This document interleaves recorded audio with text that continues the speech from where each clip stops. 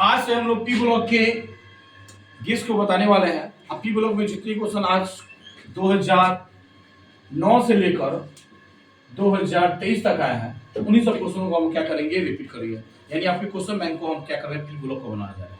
हर साल एग्जाम में से 10 से 15 नंबर के क्वेश्चन आते हैं। फर्स्ट क्वेश्चन दिया है, अब इस पे चलिए क्वेश्चन की तरफ देखा जाए। फर्स्ट क्वेश्चन है कि पीएच3 से NH3 का आबंधन कोण बड़ा क्यों होता है। यानी किसके बारे में पूछा जा रहा है, NH3 के बारे में पूछा जा रहा है कि इसका आबंधन कोण क्यों बड़ा होता है। तो आपको मालूम होना चाहिए कि N जो होता है वो P से अधिक विद्युत ऋणात्मकता होता है, विद्युत ऋणात्मकता होता है।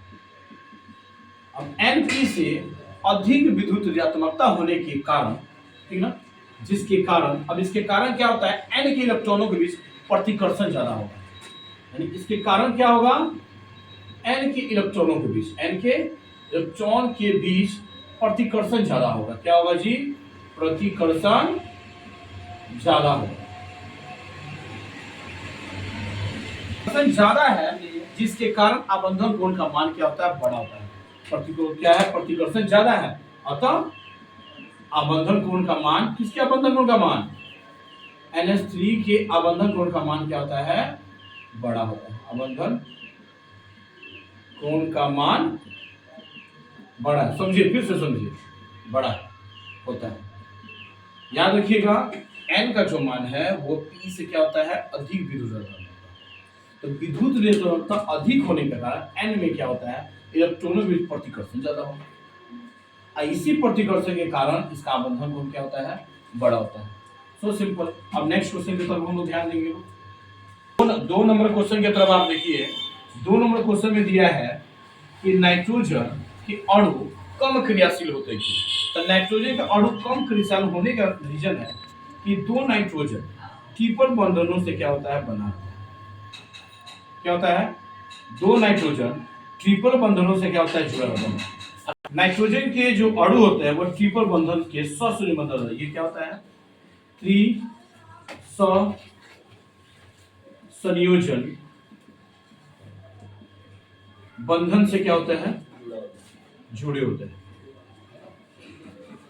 रहते हैं, जिसके कारण ये कम क्रियाशील होते हैं। कहने का मतलब ये है, ध्यान दीजिएगा कि नाइट्रोजन के 2 अणु क्या होता है, ट्रिपल बॉन्ड से। अब ट्रिपल बॉन्ड से बंधे हैं, मतलब क्या है भैया, काफी मजबूती से जुड़े हैं, काफी मजबूती से क्या है, जुड़े हैं। अब मजबूती से जुड़े रहने के कारण ये क्या करते हैं, अभिक्रिया कम करते हैं, यानी कम क्रियाशील होते हैं। अब नेक्स्ट 3rd नंबर क्वेश्चन की तरफ चला जाए। क्या होता है, देखिए 3rd नंबर क्वेश्चन क्या कहता है। 3rd नंबर क्वेश्चन क्या होता है जब PCl5 को हम हीट करेंगे। तो यहाँ देखिए फास्फोरस पेंटाऑक्साइड, हाँ, फास्फोरस पेंटाऑक्साइड।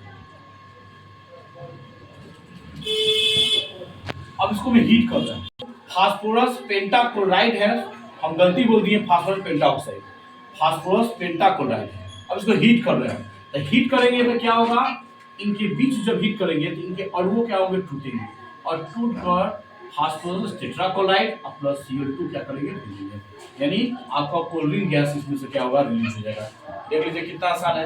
फास्फोरस पेंटाक्लोराइड को जब हीट करेंगे तो फास्फोरस, ठीक ना, टेट्राक्लोराइड, ट्राइक्लोराइड, और क्या बनेगा आपका, कोल्ड ड्रिंक गैस बनेगा। अब नेक्स्ट क्वेश्चन 4 नंबर क्वेश्चन की तरफ चला जाएगा।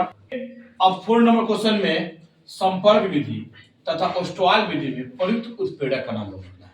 यानी वैसा कौन सा कैटलिस्ट है जो संपर्क विधि में काम आता है और जो ओस्टवाल विधि में काम आता है। चलिए अब इसके बारे में आप लोग देखिए। संपर्क विधि देखिए कहाँ गया, हाँ यहाँ पर संपर्क विधि।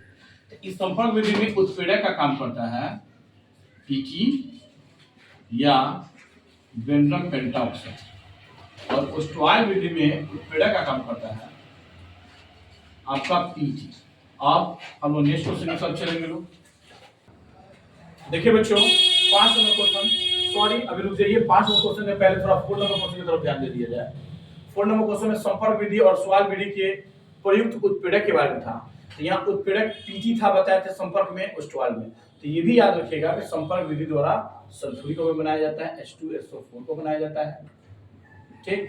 और यहाँ पर क्या दिया, ओस्टवाल विधि दिया है, तो ओस्टवाल में उत्प्रेरक का काम पीटी करता है और इसमें नाइट्रिक अम्ल यानी HNO3 को बनाया जाता है, ठीक, याद रखिएगा। अब नेक्स्ट क्वेश्चन, अमोनिया एक अच्छा लिगेंड है क्यों? अमोनिया एक अच्छा लिगेंड है क्यों? चलिए इसके बारे में हम लोग आंसर के बारे में देखते हैं। लिगेंड आखिर कहाँ क्यों जा रहा है? लिगेंड का मतलब अपना इलेक्ट्रॉनों का ध्यान करें, तो देखिएगा अमोनिया NH3। अब नाइट्रोजन यहाँ पर है, नाइट्रोजन आपको मालूम है कि 3 इलेक्ट्रॉनों का क्या करता है, अपना साझा करता है किसी और के साथ अपना अष्टक बनाने के लिए, देखिएगा ध्यान से। और नाइट्रोजन का बाहरी कक्षा में कितने इलेक्ट्रॉन होते हैं? 5 होते हैं। यहाँ देखिए ध्यान से, नाइट्रोजन 7, कितना होता है 2 5, यानी इसको 3 इलेक्ट्रॉन और चाहिए अपना अष्टक पूरा करने के लिए। तो ये क्या किया, अपना 3 इलेक्ट्रॉन लेने के लिए हाइड्रोजन से साझा कर रहा है, देखिए यहाँ पर हाइड्रोजन से साझा कर रहा है। अब ये अपना इलेक्ट्रॉन ले लिया, यहाँ देखिए साझा कर रहा है, तो ये अपना इलेक्ट्रॉन क्या किया, ध्यान दीजिए, यहाँ साझा कर लिया, यहाँ इसके में भी साझा कर लिया, और यहाँ पर जो इलेक्ट्रॉन है आपका, अब इससे क्या किया, साझा कर लिया। उतरिएगा, ये इससे क्या किया, साझा कर लिया। यानी नाइट्रोजन क्या किया, हाइड्रोजनों से क्या किया, साझा कर लिया। अब नाइट्रोजन यानी सेंट्रल में रहने वाला एक तत्व है, इससे फायदा इसको ये है कि ये अपने इलेक्ट्रॉनों का क्या करेगा, दान देगा, इलेक्ट्रॉनों का क्या करेगा, दान देगा, या हाइड्रोजन को हटाकर किसी और के साथ, हाइड्रोजन को हटाकर किसी और के साथ साझा आसानी से कर लेता है, इसलिए अमोनिया एक अच्छा लिगेंड है। इसलिए अमोनिया क्या है, अच्छा लिगेंड। फिर से समझिएगा, अमोनिया जो है एक अच्छा लिगेंड क्यों है, तो अमोनिया क्या करता है, अमोनिया के बाहरी कक्षा में 3 इलेक्ट्रॉन होते हैं, बाहरी कक्षा में सॉरी 5 इलेक्ट्रॉन होता है, और 3 इलेक्ट्रॉन से उसको साझा करना होता है। तो यहाँ देखिए 3 इलेक्ट्रॉन से साझा करेंगे, हाइड्रोजन हाइड्रोजन हाइड्रोजन से कर लिया। अब ये अपने हाइड्रोजन को हटाकर, इसे हटाकर अन्य के साथ भी अभिक्रिया आसानी से कर लेता है।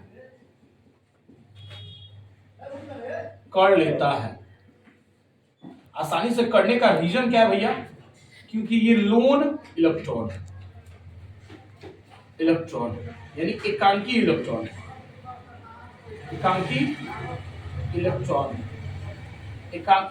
के कारण, यानी लोन इलेक्ट्रॉन होने के कारण, किसके होने के कारण, नाइट्रोजन में लोन इलेक्ट्रॉन होता है, होने के कारण ये अन्य तत्वों के साथ, अन्य यौगिक के साथ,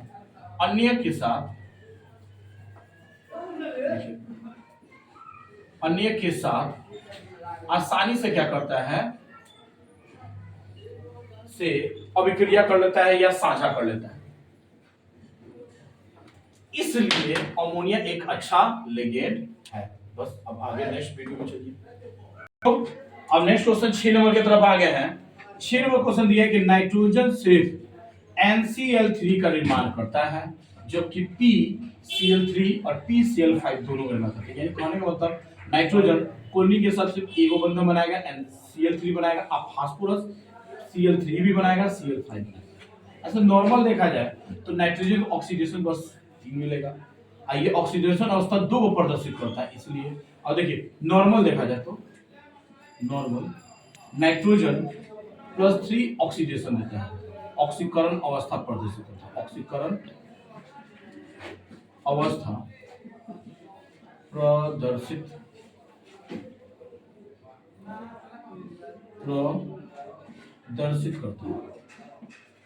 करता है, जबकि P+3 और +5 ऑक्सीकरण अवस्था प्रदर्शित करता है, इसलिए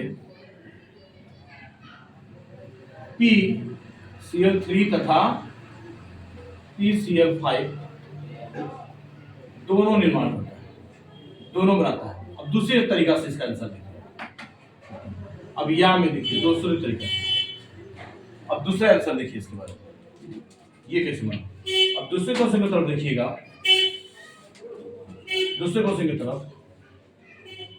अब यहां देखिए क्या था, N था, N को तोड़िए आप, N तोड़िएगा तो एन का तोड़िए कर रहे हैं, एन का इलेक्ट्रॉनिक विन्यास निकालिए। सबसे एन का इलेक्ट्रॉनिक विन्यास निकालिएगा, एन का कितना होता है 7, 1:2, 2:2 और 2p6, सॉरी 6 नहीं होगा, कितना होगा 2 4 और 3 7 हो गया, खत्म। और इधर आप किसको तोड़िए, किसका निकालिए, p का 15 होता है, तो 1:2, 2:2, 2p6, 3:2 और 3p, 8 2 10, 2 12 और 3 15। यहाँ देखिए इन दोनों को क्यों लिखे, अब उसका रीजन भी बता रहे हैं। यहाँ हिंट्स भी देखना पड़ेगा आपको, हिंट्स में देखिए, हिंट्स में थोड़ा ध्यान दीजिए। KLMN ये कक्षाएं हैं, के में उप कक्षाओं की संख्या बस एक ही हो सकती है, एस हो सकता है, इसमें SP दोनों हो सकता है, इसमें SPD और इसमें SPDF।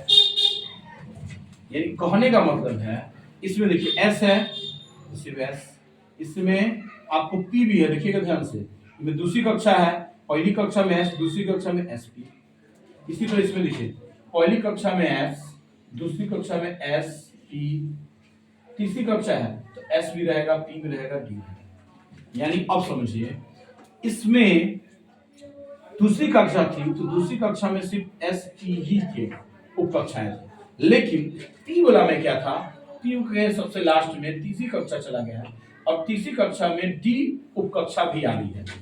तीसरी कक्षा में देखिए यहाँ पर D उप कक्षा भी आ रही है, और D कक्षा उपस्थित होने के कारण, क्या होने के कारण, उपस्थित होने के कारण यह उत्तेजित रहती है, उत्तेजित होती है, इसलिए यह PCl3 तथा PCl5 दोनों बनाती है, दोनों बनाती है। ध्यान दीजिएगा, P